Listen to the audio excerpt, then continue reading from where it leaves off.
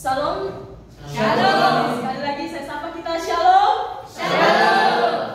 Terpuji nama Tuhan, pada kesempatan ini mari kita sama-sama belajar kebenaran firman Tuhan dalam 1 Petrus pasal 5 ayat yang ke-1 sampai dengan ke-5.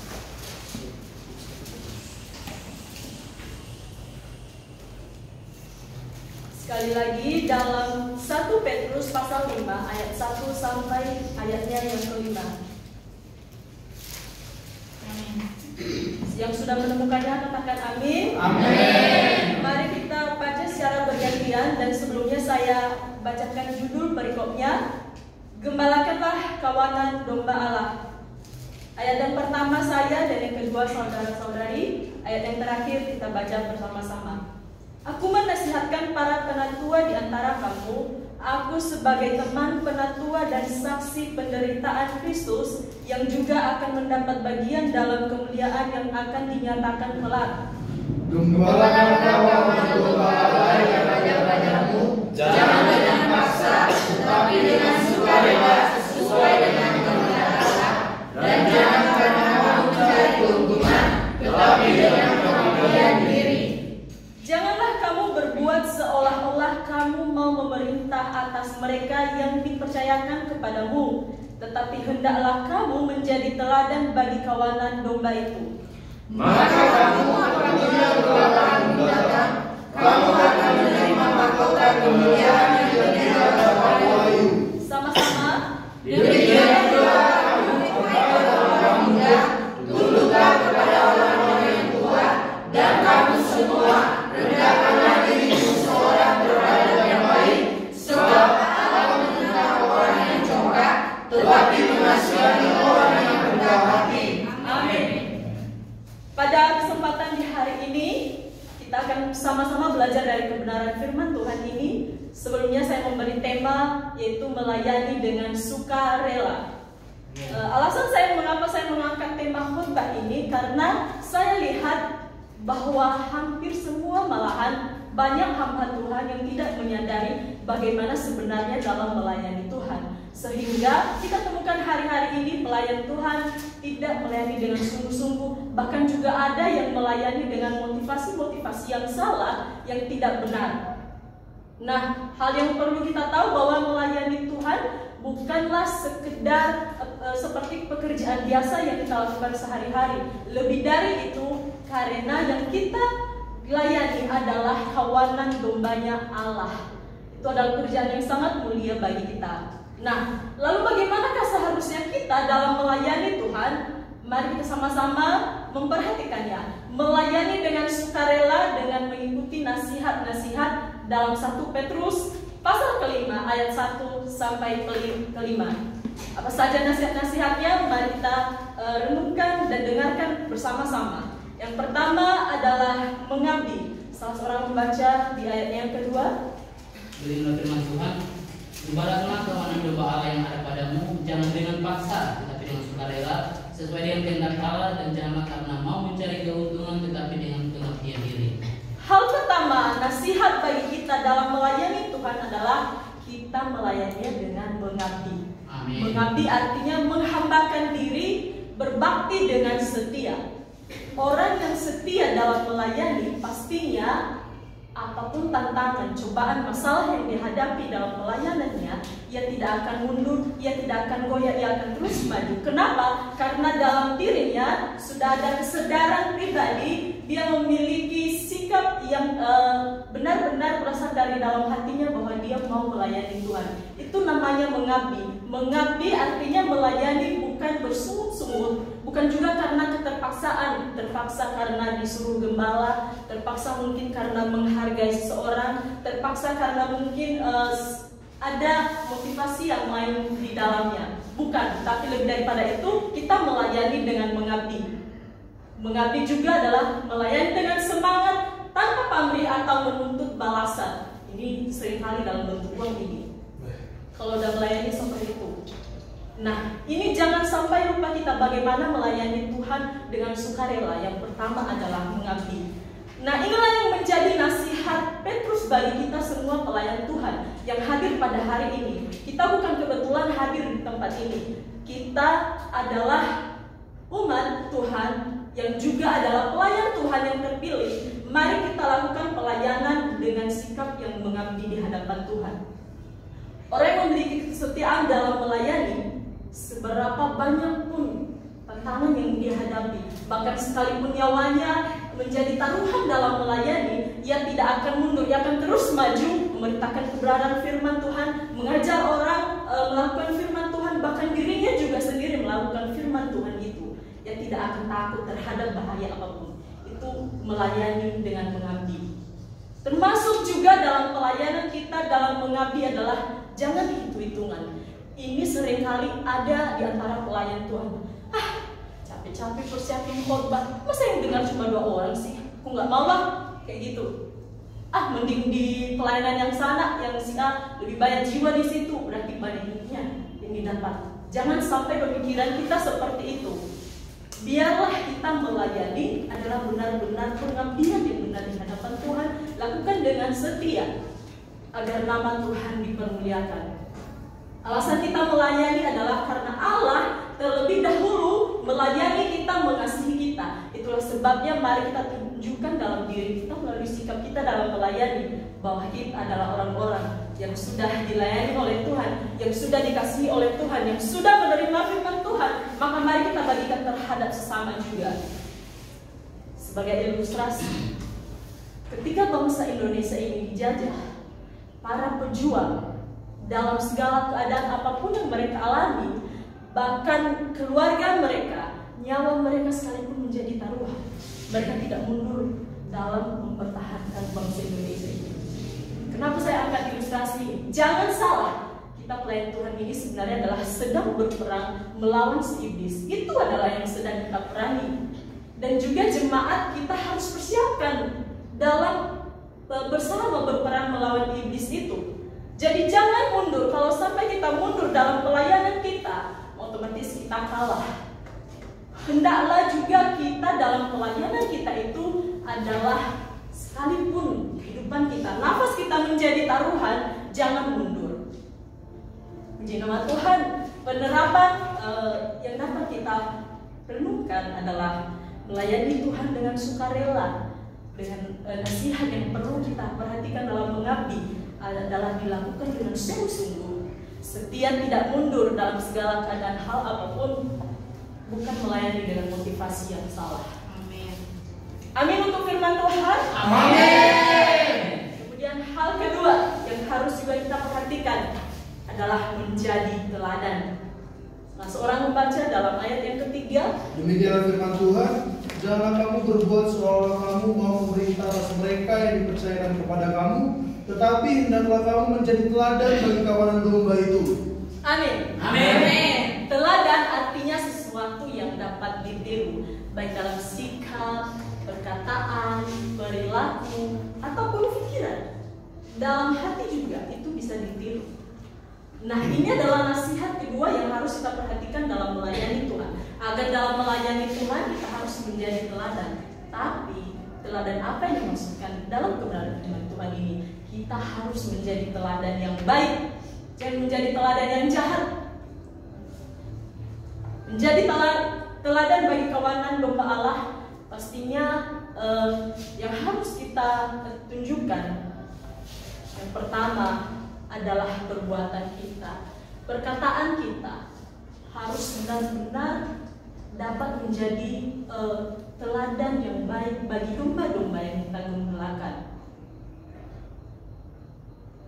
Yang difirmankan oleh firman Tuhan ini adalah kita sebagai pelayan Tuhan tidak boleh seolah-olah memerintah atas domba-domba kita. Seringkali ini pelayan Tuhan, banyak saya temukan, banyak saya lihat, pelayan Tuhan sudah menjadi pelayan Tuhan, dia bersikap seolah-olah saya pemerintah ini, saya berkuasa, jadi kamu diam aja, apa yang saya suruh kepada kamu itu yang kamu kerjakan.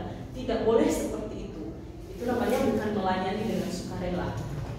Jangan seolah-olah kita memerintah atas mereka. Kenapa dibilang jangan seolah-olah memerintah? Ada apa dengan memerintah?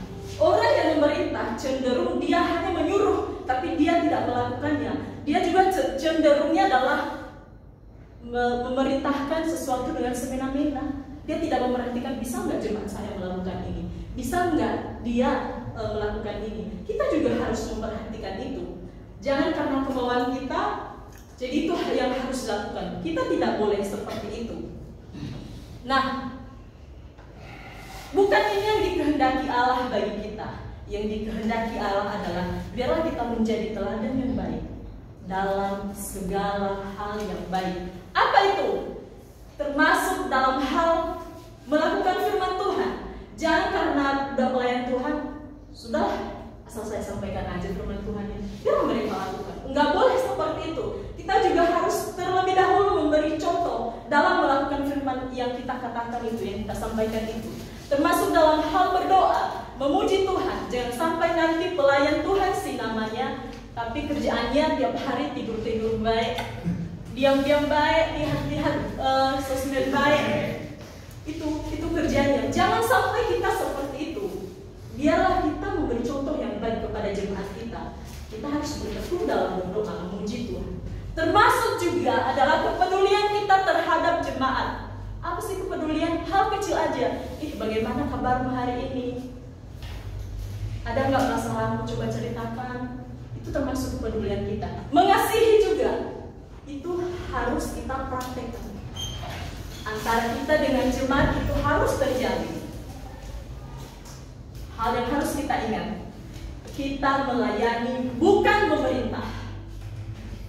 Sebagai ilustrasi bagi kita, seorang gembala, coba kalian perhatikan seorang gembala.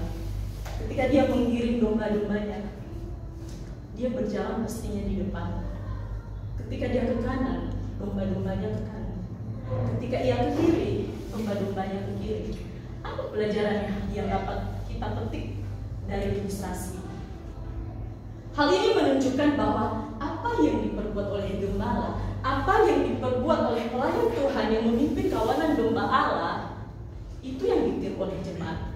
Untuk itu, mari berhati-hati dalam bertindak, dalam melayani. Jangan sampai kita bawa jemaat kita masuk ke jurang. Jangan sampai kita bawa jemaat kita masuk ke dalam hal yang salah, menyimpang dari kebenaran firman Tuhan. Kita harus teliti juga dengan hal itu. Pastinya seorang gembala ia teliti. Di depan ada musuh enggak? Kira-kira di bawah itu ada jurang enggak? Seperti itu dalam melayani Tuhan. Kita dalam melayani Tuhan itu harus benar-benar menjadi contoh, menjadi teladan. Jangan sampai nanti ketika Tuhan datang, gembala agung itu datang, dia bertanya, mana kawanan dombaku yang kupercayakan kepada maaf Tuhan, sudah hilang. Tinjai mana? Maaf Tuhan, sudah tersesat. Tari di mana? Maaf Tuhan, sudah mati semua. Jangan sampai seperti itu ya. Biarlah ketika gembala agung itu datang, yaitu Yesus Kristus, dia bertanyakan, di mana kawanan domba Allah? Dombaku yang kupercayakan kepadamu. Kita bisa mempertanggungjawabkannya dengan baik. Dan ketika itu, ayat keempat, kita akan menerima mahkota kemuliaan. Jangan sampai kita hanya nama sebagai pelayan Tuhan, tapi ujungnya ketika gembala agung datang, kita tidak memperoleh mahkota. Yang ada nanti, kalau kita seperti ini aja. Jangan sampai ya seperti itu. Saya berharapnya dan merindukannya, meyakini, mengimaninya bahwa setiap kita pelayan Tuhan yang ada di hari ini, bahwa ketika Imam Agung, Gembala Agung itu datang, kita didapatkannya setia dalam melayani. Kebenaran firman Tuhan. Intinya bahwa kita harus menjadi teladan dalam perkataan, perbuatan, mengasihi Allah dan juga sesama. Hal ketiga yang harus kita pelajari yaitu merendahkan diri. Amin. Ini juga adalah hal yang tidak kalah penting dalam pelayanan Tuhan, merendahkan diri. Salah seorang membaca dalam ayat 5b, Beginilah firman Tuhan. Dan kamu semua rendahkanlah dirimu seorang terhadap yang lain, sebab Allah menentang orang yang congkak, tetapi menghina orang yang rendah. Kenapa kita harus merendahkan diri? Kenapa bukan merendahkan hati? Merendahkan diri bukan dalam artian saya tidak sempurna, saya banyak kurangnya. Bukan seperti itu. Merendahkan diri artinya kita sadar, kita merasa bahwa kita ini membutuhkan orang lain, membutuhkan pertolongan orang lain.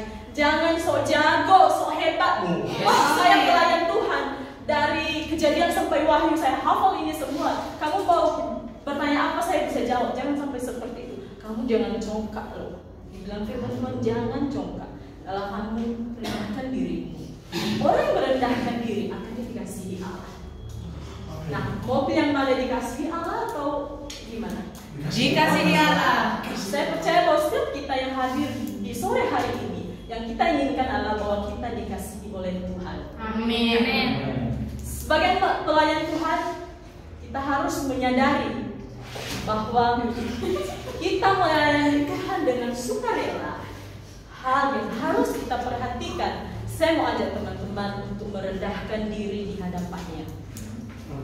Merendahkan diri termasuk juga adalah siap menerima kritikan, saran dari jemaat, dari domba-domba yang kita layani.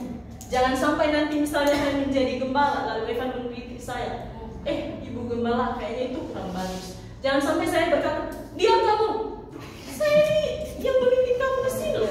Saya gembala di sini, terus mau atur-atur. Tidak boleh seperti itu. Firman Tuhan mengingatkan kita, rendahkan dirimu. Amin. Terima saran. Itu baik, pendapat dari orang lain baik untuk membuat pelayanan kita semakin maju. Orang-orang juga bisa melihat bahwa ternyata mereka satu hati ya, satu pikiran mereka. Ternyata mereka satu roh. Pantas saja pelayanan mereka adalah semakin maju, bertumbuh di hadapan Tuhan. Itu yang dikehendaki Allah bagi kita. Amin. Ilustrasinya, Yesus adalah teladan yang baik bagi kita dalam hal merendahkan diri. Haleluya. Yesus adalah Tuhan, Yesus adalah Raja. Tetapi ketika Ia diutus Bapa untuk melayani kita semua yang dikasihinya pada hari ini, Ia rela meninggalkan kerajaan kemuliaannya. Ia rela sama seperti dengan kita. Yes. Lalu pertanyaannya, kalau kita ini tidak mau merendahkan diri, siapakah kita? Kita Tuhan? Bukan. Kita hanya manusia ciptaan Tuhan. Kita bukan pencipta. Jadi sebuah keharusan untuk kita harus merendahkan diri. Yes. Jangan bersikap sombong, congkak. Baru juga tahu firman Tuhan 1 Petrus, sombongnya udah minta ampun. Jangan sampai seperti itu. Baru juga tahu huruf A, sombongnya udah minta ampun. Jangan seperti itu. Bila kita merendahkan diri di hadapan Tuhan. Artinya dalam melayani Tuhan, kita tidak boleh bersikap sombong. Kita harus hormat juga terhadap orang lain, mengasihi siapapun tanpa terkecuali, baik dia kaya, miskin, sederhana, baik dia cacat ataupun dia sempurna, dan harus juga siap menerima kritikan. Sebagai kesimpulan kebenaran firman Tuhan pada hari ini, kehendak Allah bagi kita adalah melayaninya. Dalam pelayanan yang kita kerjakan, kita harus melayaninya dengan sukarela, ditunjukkan melalui sikap mengabdi. Kehidupan kita menjadi teladan serta mampu merendahkan diri. Amin untuk firman Tuhan. Amin.